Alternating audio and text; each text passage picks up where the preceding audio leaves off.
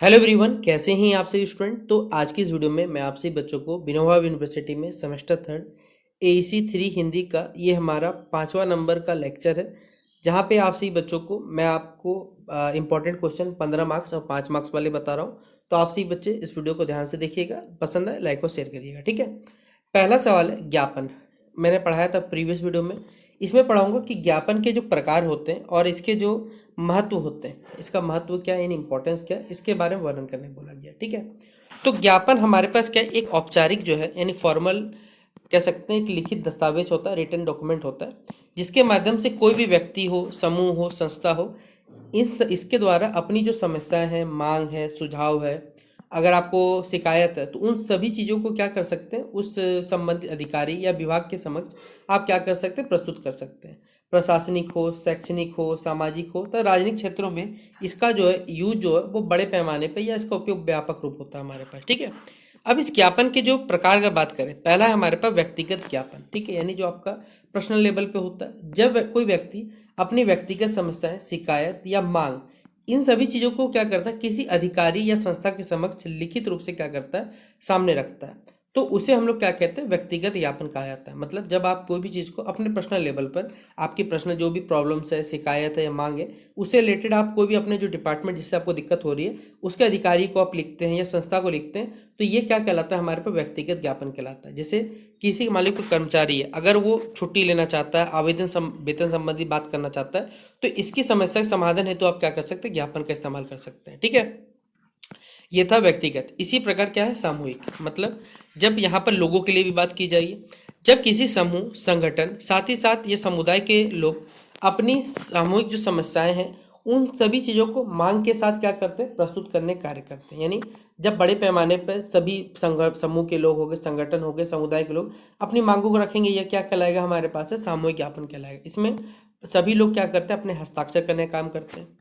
एक होता है प्रशासनिक ज्ञापन। जब सरकारी कार्यालय तथा जो विभाग है, उनमें अधिकारियों द्वारा सूचना जारी की जाती है या निर्देश या फिर आदेश जारी करने के लिए हम लोग क्या करते हैं, प्रशासनिक ज्ञापन का उपयोग किया जाता है। यह कार्यालयीय कार्यों के संचालन का महत्वपूर्ण माध्यम होता है। मतलब यहाँ पर देखिए, जब आपने देखा होगा, मान लीजिए कोई चीज़ छुट्टी है, तो प्रशासनिक लेवल पे बेसिकली जारी होता है ना हमारे पास, तो ये क्या कहलाएगा, प्रशासनिक ज्ञापन कहलाएगा। एक होगा शैक्षणिक ज्ञापन।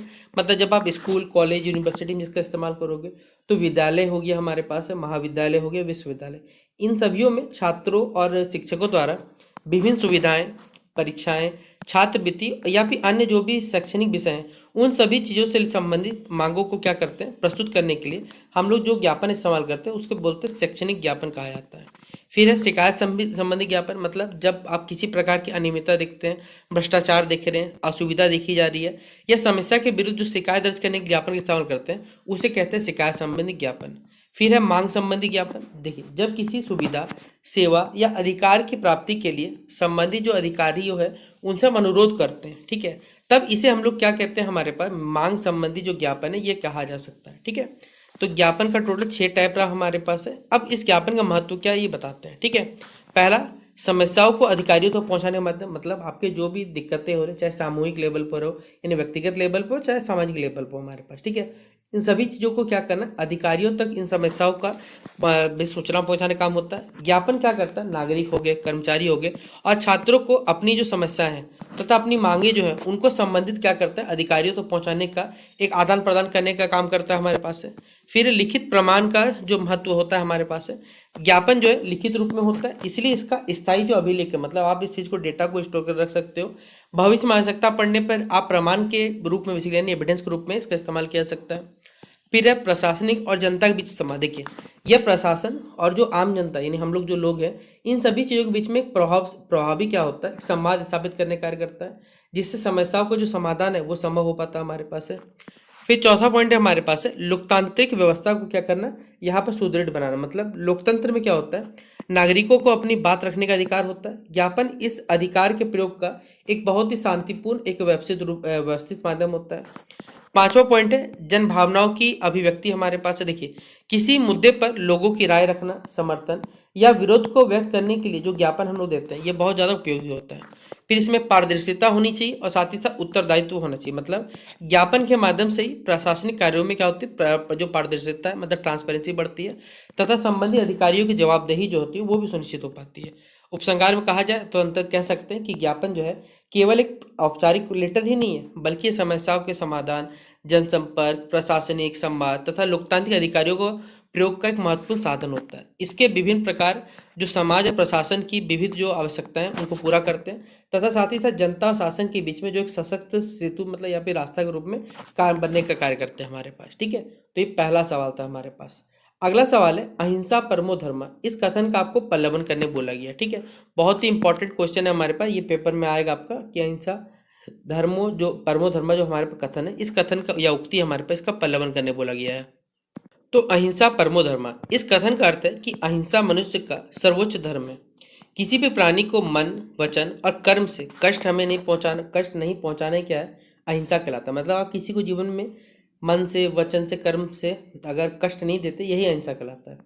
यह केवल शारीरिक हिंसा से बचने तक सीमित नहीं है, मतलब आप किसी को शारीरिक रूप से अगर हमला करते हैं यही नहीं है, बल्कि आप किसी भी व्यक्ति के प्रति, जानवर के प्रति अगर आप बुरे व्यवहार नहीं रखते, बुरे विचार नहीं रखते, कटु वचन नहीं बोलते और किसी का अहित नहीं चाहते, बल्कि उसके लिए अच्छा सोचते हैं, यही क्या कहलाता है हमारे पास है, इसलिए कहा जाता है हमारे पास ये सभी चीज अहिंसा के अंतर्गत आता है। अहिंसा भारतीय संस्कृति और हमारी जो सभ्यता है, इसकी मूल भावना रही है हमारे पास है।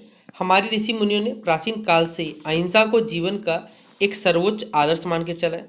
अहिंसा से प्रेम, दया, करुणा, साथ ही साथ और सहानुभूति की जो भावना है, ये विकसित रहती है हमारे पास है, तथा समाज में शांति और जो सद्भाव है ये हमारे पास बनाया हुआ रहता है।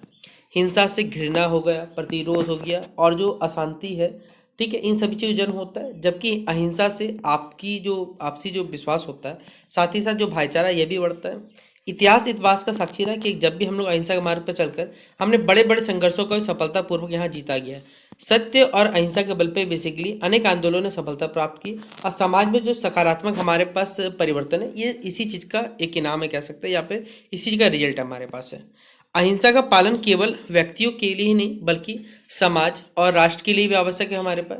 यदि लोग आपसी विवादों को हिंसा के स्थान पर प्रेम, संवाद और समझदारी से सुलझाते हैं, तो समाज में शांति और जो प्रगति का वातावरण है ये हमारे पास स्थापित हो सकता है। ठीक है, आज के समय में जब संसार के अनेक भागों में हिंसा है, युद्ध है और संघर्ष से लोग प्रभावित है, तो अहिंसा का महत्व जो है और भी बढ़ चुका है। यह मानवता, सहिष्णुता और जो सद्भाव है हमारे पास है, इसका संदेश देने का काम करता है, तथा लोगों को एक दूसरे के प्रति जो सम्मान देना चाहिए और सहयोग की जो भावना ये भी बनाने की प्रेरित करने का काम करता है। अंततः कह सकते हैं कि जो अहिंसा केवल एक नैतिक सिद्धांत नहीं है, बल्कि ये मानव जीवन को सुखी, शांतिपूर्ण और आदर्श बनाने का क्या होता है, एक सर्वोत्तम मार्ग है हमारे पास। इसलिए कहा गया कि अहिंसा परमो धर्म, अर्थात अहिंसा ही क्या है, मनुष्य का सबसे या सर्वोच्च जो धर्म है वो क्या हमारे पास है, अहिंसा है। ये दो क्वेश्चन आपसे ही बच्चों को पेपर में पूछे जाएंगे। आपसे ही बच्चों को ये वीडियो कैसा लगा ये कमेंट बॉक्स में मेंशन करिएगा, और कौन से सब्जेक्ट पढ़ने ये भी जरूर बताइए, ताकि आपसे ही बच्चों के लिए मैं प्रॉपर आपके एग्जाम में आने वाले क्वेश्चंस आपको बता सकूं। ठीक है, तो शेयर कर दीजिए इस वीडियो को अपने सभी दोस्तों के साथ। मिलते हैं नेक्स्ट वीडियो पे। जय हिंद और जय भारत।